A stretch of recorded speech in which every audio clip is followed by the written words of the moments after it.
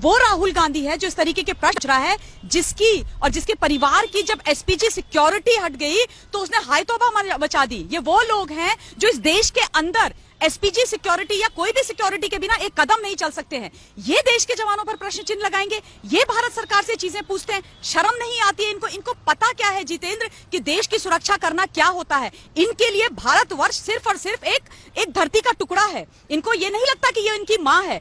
और ये राहुल गांधी बोलेगा, मुझे अभी तक याद है 2013 में जब केदारनाथ की आपदा आई थी उत्तराखंड में, राहुल गांधी अपने हेलीकॉप्टर से केदारनाथ गए और उसके बाद इन्होंने आराम करने के लिए आर्मी के जो टेंट थे उनको खाली कराया, जवान बाहर और ये आराम कर रहे थे अंदर। ये इज्जत करते हैं ये लोग, ये इज्जत ये लोग करते हैं। मुझे अभी तक याद है जब राजीव गांधी प्रधानमंत्री थे तब सोनिया गांधी जी और उनके इटली के कुछ लोग सारे के सारे जो हमारी वॉरशिप होती हैं उसमें बैठ करके पिकनिक मनाने गए थे। ये बात कर रहे हैं बेनिफिट की, फायदा और नुकसान की। ये लोग जिन्होंने आज तक इस देश के अंदर कभी भी किसी भी फौज को, चाहे वो भारतीय वायुसेना हो, जल सेना हो, थल सेना हो, पैरामिलिट्री फोर्सेस हो, कभी किसी को सम्मान नहीं दिया। सम्मान तो सम्मान, कभी उनके बारे में इनका दिल नहीं धड़का। और उनके बारे में क्या दिल धड़केगा? इनको क्या पता है कि जो लोग बैठे हुए हैं सरहदों पर, जब ये चैन से सोते हैं राहुल गांधी जैसे लोग, और जब ये इस देश के साथ गलत करते हैं, जब ये इस देश में ऐसी बयानबाजी करते हैं और हर बार हर बीच में जो है हमारे जवानों को लेकर के आते हैं, तब हमारा जवान अपने परिवार को छोड़ के,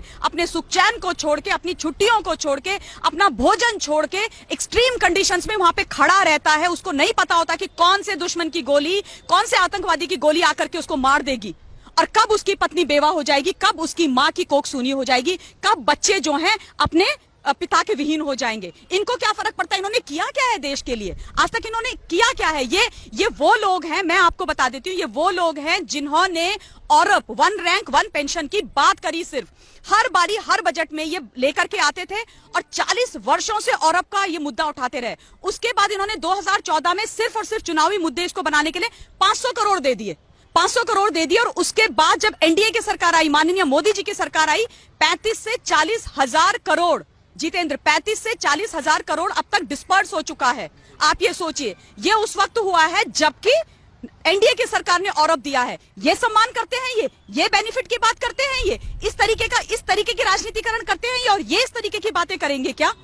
ये है इनका सच्चाई। जो अब ये राजनीति का जो स्तर हो चुका है, आप देखिए लगातार सेना के ऊपर सवालिया निशान खड़े किए जाते हैं और राजनीति सेना से करी जाती है। राहुल गांधी जी श्रद्धांजलि दे रहे थे, हमने कहा ठीक है, अच्छी बात है, श्रद्धांजलि आपने दी, मगर ये सवालिया निशान खड़े करना और श्रद्धांजलि पर राजनीति करना क्या ठीक है जो हो रहा है आज की राजनीतिक स्तर पे? ये जो शेर है ना कि सरफरोशी की तमन्ना अब हमारे दिल में है और देखना है जोर कितना बाजुए कातिल में है, ये राहुल गांधी को समझ में नहीं आएगा जितेंद्र। क्योंकि देश के लिए शहादत देना क्या होता है, देश के लिए जीना क्या होता है, देश के लिए मरना क्या होता है, ये राहुल गांधी को समझ में नहीं आएगा, राजसी परिवार के बेटे को समझ में नहीं आएगा, जिनको इस देश का दोहन करने की आदत है, जिन्होंने इस देश को सिर्फ और सिर्फ अपने राजनीतिक और अपने पर्सनल सुख के लिए इस्तेमाल किया। उनको क्या पता सेना क्या होती है? अगर इनको ये बातें पता होती तो ये वॉर मेमोरियल जो माननीय मोदी जी ने बनाया है इंडिया गेट के सामने, ये कब का बन चुका होता। आपको मालूम है सोनिया जी ने जब वॉर मेमोरियल बनने की बात आई थी तो सोनिया गांधी ने क्या बोला था?